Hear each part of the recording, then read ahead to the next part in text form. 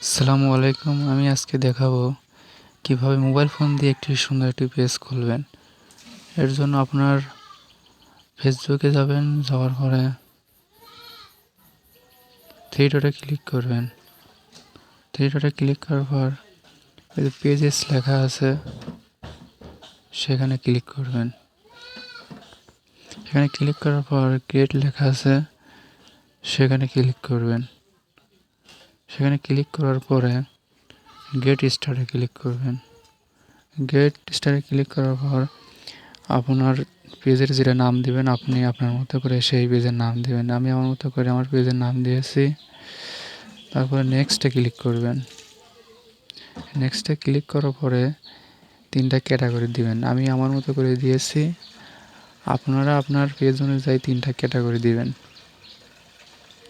Personal blog দিলাম, আর একটা digital creator, আর একটা মিউজিক্যাল অ্যান্ড ব্যান্ড আমি আমার মতো করে দিলাম।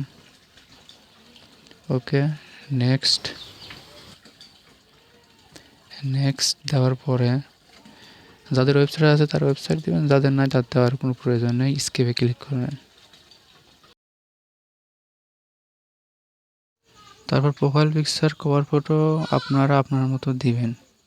আশা করি কোনো সমস্যা হবে না। এভাবে একটি পেজ খুলবেন। আমি আপনাদেরকে যেভাবে দেখাইছি আপনারা ঠিক সেইভাবেই পেজ খুলবেন। আশা করি কোনো সমস্যা হবে না।